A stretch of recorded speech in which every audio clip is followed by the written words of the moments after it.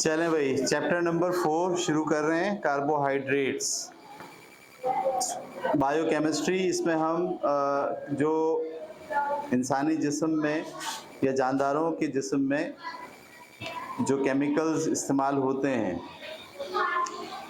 जो जानदार के लिए ज़रूरी होते हैं, उन केमिकल्स को स्टडी करेंगे, उनकी केमिस्ट्री पढ़ेंगे। ये केमिकल 5 हैं: carbohydrate, protein, lipids, nucleic acid और वाइटामिन्स। तो सबसे पहले हम पढ़ने जा रहे हैं कार्बोहाइड्रेट।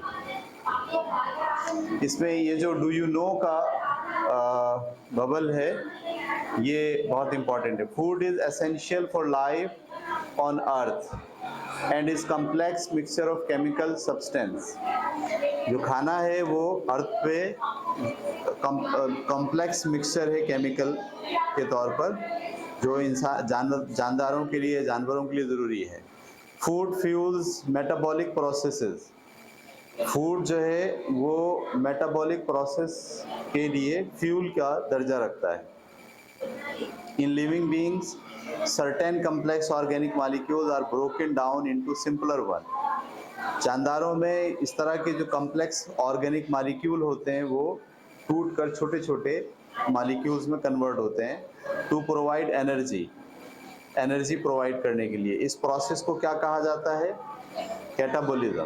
बड़ा मॉलिक्यूल टूटे छोटे मॉलिक्यूल में और एनर्जी खारिज हो, इसको हम कहते हैं catabolism. While others are transformed into complex organic compounds to store energy. और दूसरा प्रोसेस ये है कि जिसमें छोटे छोटे मॉलिक्यूल आपस में मिलकर एक बड़ा मॉलिक्यूल बना लेते हैं और अपने अंदर एनर्जी को स्टोर करते हैं। ठीक है, इस प्रोसेस को कहते हैं anabolism. Such as starch and glycogen, जैसे कि स्टार्च है और ग्लाइकोजन है। Both biology and chemistry cope with these opposing process. Biology और केमिस्ट्री हैंडल करती है या समझती है, इसके ज़रिए समझा जा सकता है इन दोनों प्रोसेसेस को। कौन से दोनों प्रोसेसेस? कैटाबोलिज्म और anabolism. Thus a new science was introduced called biochemistry। यही साइंस बायोकेमिस्ट्री कहलाती है। इसमें हम पढ़ने जा रहे हैं अब कार्बोहाइड्रेट्स। ठीक है, तो लिखते हैं carbohydrates are naturally occurring organic compounds and are important component of our food. Generally they contain elements like carbon, hydrogen and oxygen. 3 चीज़ें इसमें होती हैं, कार्बन, हाइड्रोजन और ऑक्सीजन।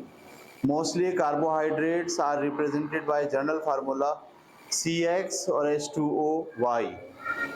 ये कार्बोहाइड्रेट का जर्नल फार्मूला है, CX और H2OY। इसमें X भी कुछ हो सकता है और Y भी कुछ हो सकता है। ठीक है, because in these compounds hydrogen and oxygen are in the ratio of H2O।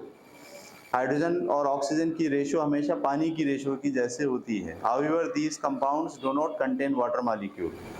यानी आप इसको ये नहीं कह सकते कि इसमें पानी होता है, बल्कि रेशियो पानी की जैसी होती है।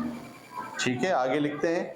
The structural analysis shows that these compounds contain aldehyde group और कीटोन ग्रुप।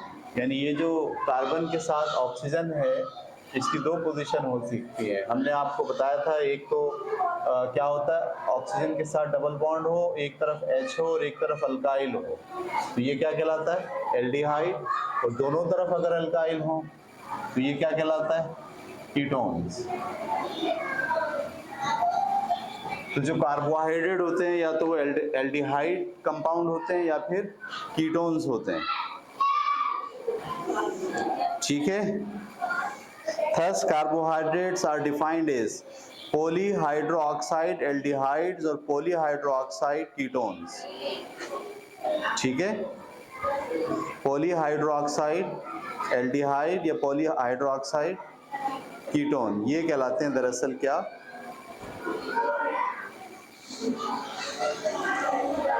कार्बोहाइड्रेट। ठीक है, the carbohydrate which contain aldehyde group are generally termed as aldose and those which contains ketone group are termed as ketones। तो अब carbohydrate भी 2 तरह के होते हैं। जो एल्डिहाइड पर मुश्तमिल होंगे उसे क्या बोलेंगे? एल्डोज। और जो कीटोन्स पर मुश्तमिल होंगे उसे क्या बोलेंगे? कीटोज। एल्डोज और ketose. Majority of carbohydrates are sweet in taste, ज़्यादातर जो कार्बोहाइड्रेट हैं वो मिठास उनकी मीठे होते हैं, ठीक है। ज़्यादातर कार्बोहाइड्रेट कैसे होते हैं? मीठे होते हैं। हमारा पंखा क्यों नहीं कर रहा?